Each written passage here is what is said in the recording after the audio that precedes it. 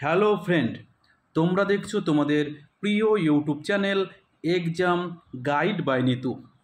বন্ধুরা, আগামী 30শে সেপ্টেম্বর থেকে আমাদের শুরু হতে চলেছে এসএসসি এমটিএস পরীক্ষা।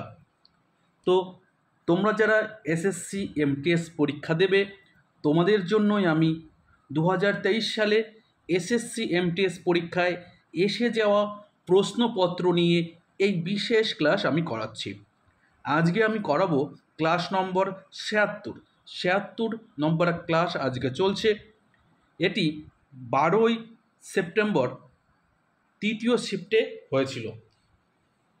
তো তোমাদের যে এসএসসি সিজিএল পরীক্ষা চলছে, সেখানে কিন্তু এই প্রিভিয়াস ইয়ারের কোশ্চেন থেকে অনেক প্রশ্নই কিন্তু চলে এসছে।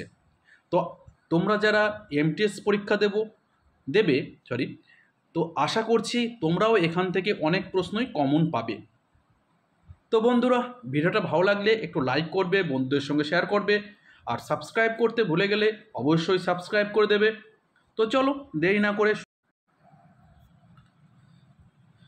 নিম্নলিখিত রাজ্যগুলির মধ্যে কোন রাজ্য সরকার 1984 সালে লতা মঙ্গেশকর পুরস্কার চালু করেছেন? দেখো, লতা মঙ্গেশকর পুরস্কার অনেক রাজ্যেই চালু করেছে। তার মধ্যে মহারাষ্ট্র, মধ্যপ্রদেশ, কর্ণাটক এই সমস্ত রাজ্য কিন্তু লতা মঙ্গেশকর পুরস্কার চালু করেছে। তো এখানে বলেছে 1984 সালে কোন রাজ্য সরকার লতা মঙ্গেশকর পুরস্কার চালু করেছে?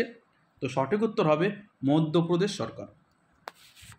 এছাড়াও মঙ্গেশকর পরিবার থেকে 2022 সাল থেকে লতা দীননাথ মঙ্গেশকর পুরস্কার চালু করেছে। ঠিক আছে, 2022 সাল থেকে মঙ্গেশকর পরিবার থেকে লতা দীননাথ মঙ্গেশকর পুরস্কার চালু করেছে। 2023 সালে এই লতা দীননাথ মঙ্গেশকর পুরস্কার পেয়েছিলেন প্রধানমন্ত্রী নরেন্দ্র মোদী। 2023 সালে পেয়েছিলেন আশা ভোসলে, এবং 2024 সালে লতা দীননাথ মঙ্গেশকর পুরস্কার পেয়েছিলেন অভিনেতা অমিতাভ বচ্চন।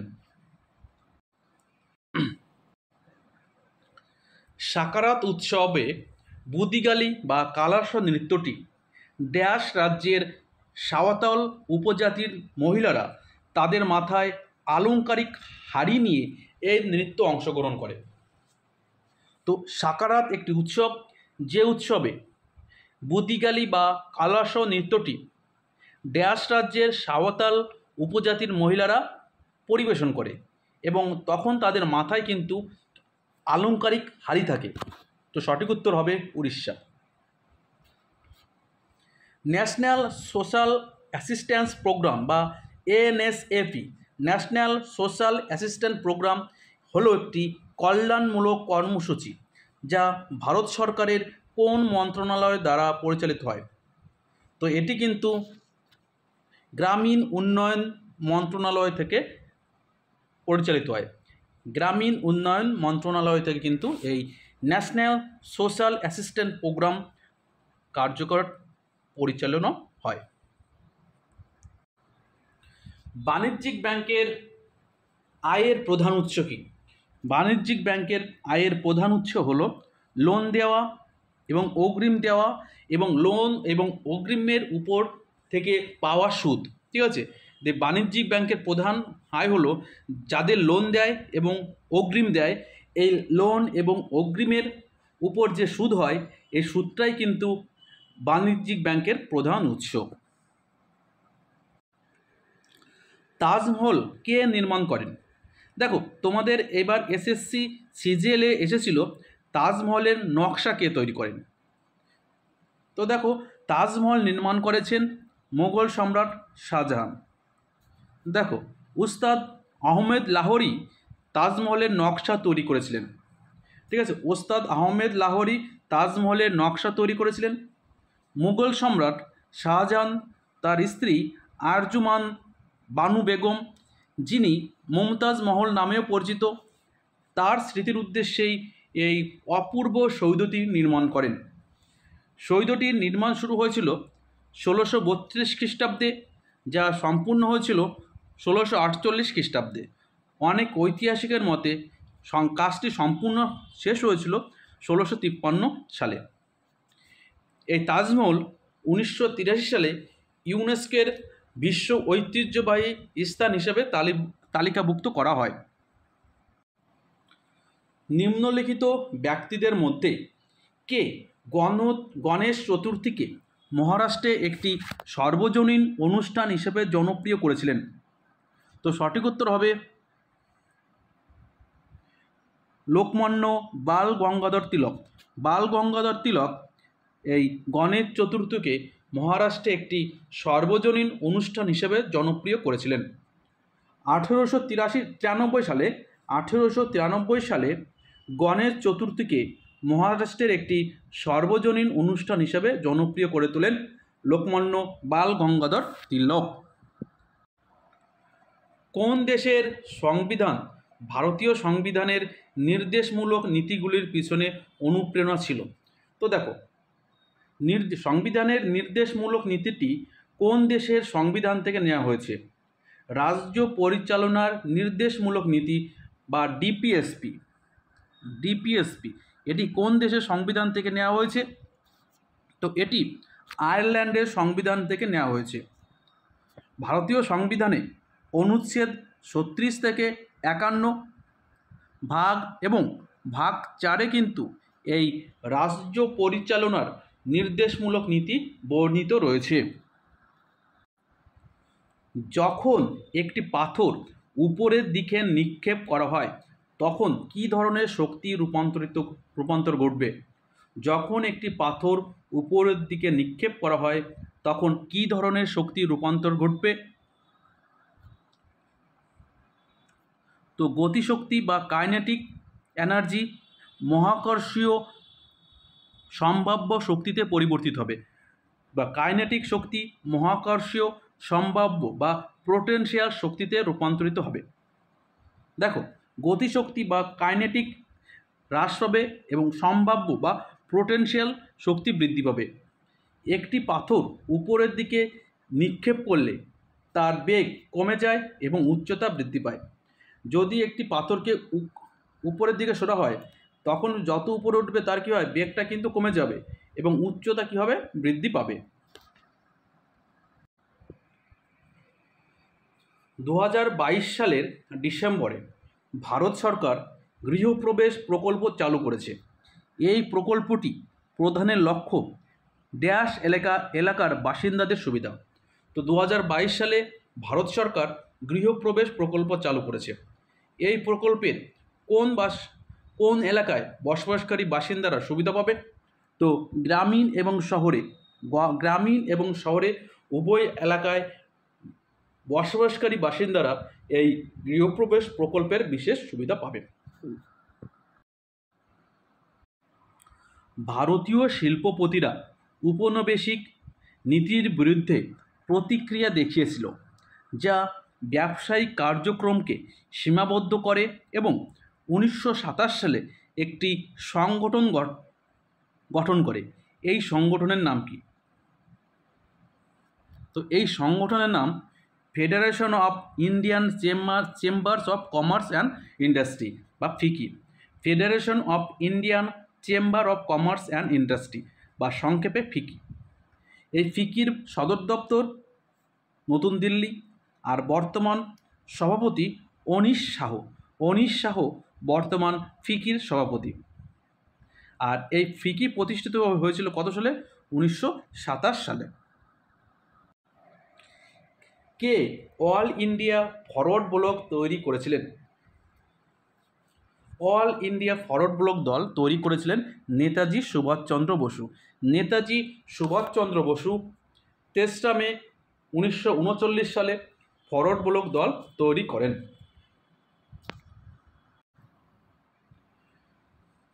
জুন 2023 অনুযায়ী ভারতীয় সংবিধান লোকসভায় সর্বোচ্চ কতজন সদস্য থাকার অনুমতি দেয়?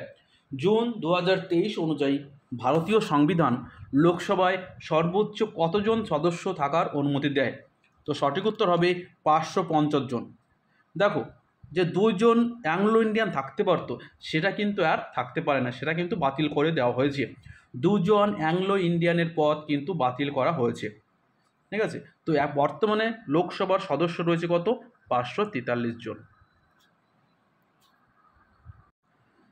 নিচের কোন উপন্যাসটি ভারত ভাগের উপর ভিত্তি করে খুশবন্ত সিং লিখেছিলেন? খুশবন্ত সিং কোন উপন্যাসটি ভারত ভাগের উপর ভিত্তি করে লিখেছিলেন? তো ট্রেন টু, তো সঠিক উত্তর কী হবে? Train to Pakistan. Train to Pakistan এটি 1956 সালে প্রকাশিত হয়েছিল, যা 1947 সালের আগস্টে ভারত ভাগের কথা বর্ণনা করেন। এই খুশবন্ত সিং ভারত সরকার দ্বারা পদ্মভূষণ পুরস্কার পেয়েছিলেন 1974 সালে এবং ভারত সরকার দ্বারা পদ্মবিভূষণ পুরস্কার পেয়েছিল 2007 সালে। এছাড়াও কয়েকটি বিশেষ উপন্যাসগুলো হলো the mark of Vishnu and other stories, the story of Sikh, Ranjit Singh, the maharaja of the Punjab আর ট্র্যাজেডি অফ পাঞ্জাব, এগুলো কিন্তু খুশবন্ত। কোন প্রতিষ্ঠান প্রধানত ভারতের ক্ষুদ্র ঋণ প্রতিষ্ঠানকে আর্থিক সহায়তা ও সহযোগিতা প্রদান করে? তো সঠিক উত্তর হবে ভারতের ক্ষুদ্র শিল্প উন্নয়ন ব্যাংক বা SIDBI। ঠিক আছে, SIDBI বা ভারতের ক্ষুদ্র শিল্প উন্নয়ন ব্যাংক, এগুলো কিন্তু ভারতের যে ক্ষুদ্র প্রতিষ্ঠানকে আর্থিক সহায়তা ও সহযোগিতা করে। ছোটো ছোটো যে প্রতিষ্ঠান রয়েছে সেই প্রতিষ্ঠানকে কিন্তু এই ঋণ দিয়ে থাকে এই SIDBI ব্যাংক। আমের ঝর্ণা বা ম্যাঙ্গো শাওয়ার কোন দুটি রাজ্যের সাথে যুক্ত? আমের ঝর্ণা বা ম্যাঙ্গো শাওয়ার এই দুটি কেরালা এবং কর্ণাটক রাজ্যের সাথে যুক্ত। 2016 সালে পদ্মশ্রী পুরস্কার প্রাপক গোলাবো সপেরা, যাকে ড্যাশ নৃত্যের রানী বলা হয়, গোলাবো সপেরা তিনি কিন্তু কালবেলিয়া নৃত্যের রানী। কালবেলিয়া নৃত্যের রানী কাকে বলা হয়? গোলাবো সপেরাকে। কালবেলিয়া ভারতের রাজস্থান রাজ্যের একটি লোকনৃত্য। আনটাচেবল এই উপন্যাসটির লেখককে? আনটাচেবল, তো এই আনটাচেবল এই উপন্যাসটির লেখক মুলক রাজ আনন্দ। মুলক রাজ আনন্দের আরও কিছু উপন্যাস coolie, the village, the big heart, arrows, the blank waters, এগুলো। তিনি 1971 সালে সাহিত্য একাডেমি পুরস্কার এবং 1968 সালে পদ্মভূষণ পুরস্কার পেয়েছিলেন। লাচ্চু মহারাজ কোন শাস্ত্রীয় নৃত্যের সঙ্গে যুক্ত? তো লাচ্চু মহারাজ তিনি কিন্তু একজন কত্থক নৃত্যশিল্পী। লাচ্চু মহারাজ একজন কত্থক নৃত্যশিল্পী। 37তম জাতীয় গেমসের ম্যাসকটের নাম কি? দেখো, 37তম জাতীয় গেমসের আমি একটা ভিডিও তোমাদের করে দিয়েছি, তোমরা যারা দেখোনি অবশ্যই কিন্তু দেখে নেবে। 37তম জাতীয় গেমস, তো 37তম জাতীয় গেমসের ম্যাসকটের নাম ছিল মোঘা। 37তম জাতীয় গেমস গোয়ায় অনুষ্ঠিত হয়েছিল। গোয়ার বর্তমান মুখ্যমন্ত্রী প্রমোদ সাওয়ান্ত। PT ঊষা ভারতীয় অলিম্পিক অ্যাসোসিয়েশনের বর্তমান সভাপতি, এর সদর দপ্তর নতুন দিল্লি। আর 2022 সালে গুজরাটে 36তম জাতীয় গেমস অনুষ্ঠিত হয়েছিল। ভারতের ওস্তাদ আল্লা রাখা খান ও ওস্তাদ জাকির হোসেন দুজনেই বিখ্যাত কোন বাদ্যযন্ত্রে? জাকির হোসেন যিনি 2024 সালে 66তম গ্র্যামি পুরস্কার জিতেছেন। তো এই দুজনেই কিন্তু একজন তবলাবাদক শিল্পী। জাকির হোসেন এবং ওস্তাদ আল্লা রাখা খান এনারা কিন্তু তবলাবাদক শিল্পী। মনিকা বাত্রা কোন খেলার সঙ্গে যুক্ত? তো সঠিক উত্তর হবে টেবল টেনিস। দেখো, এটাও কিন্তু CGL-এ চলে এসছে। মনিকা বাত্রা এই প্রশ্নটা কিন্তু CGL-এ 2024 সালে এসে গেছে। 2020 সালে মেজর ধ্যানচাঁদ খেলরত্ন পেয়েছিলেন মনিকা বাত্রা, যা ভারতের সর্বোচ্চ ক্রীড়া সম্মান। আর 2018 সালে পেয়েছিলেন অর্জুন পুরস্কার। 23 নম্বর প্রশ্ন, কোন প্রণালী ভারত ও শ্রীলঙ্কার মধ্যে অবস্থিত? তো ভারত এবং শ্রীলঙ্কার মধ্যে অবস্থিত POAC প্রণালী। কোন প্রণালী? POAC প্রণালী। ফিফা অনূর্ধ্ব-17 মহিলা বিশ্বকাপ 2022 ফাইনাল কোন শহরে অনুষ্ঠিত হয়েছে? তো এই প্রশ্নটাও কিন্তু 2024 সালে CGL পরীক্ষায় চলে এসেছে। তো এটা নবী মুম্বাইতে কিন্তু ফাইনালটা হয়েছিল। খেলাগুলো হয়েছিল ভুবনেশ্বর, মারমাগাঁও এবং নবী মুম্বাইতে। এখানে চ্যাম্পিয়ন হয়েছিল স্পেন, রানার্স হয়েছিল কলম্বিয়া। আর এবছর বা 2022 সালে মোট 16টি দল অংশগ্রহণ করেছিল।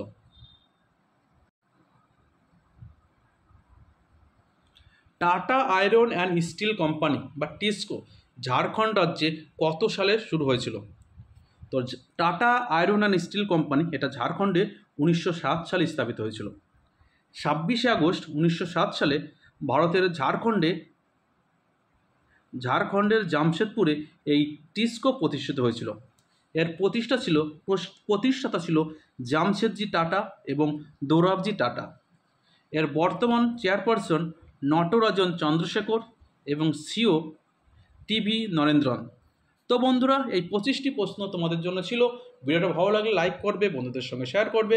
আপাতত এই পর্যন্তই, আবার দেখা হবে। ততক্ষণ ভালো থাকবো, সুস্থ থাকবে। ধন্যবাদ।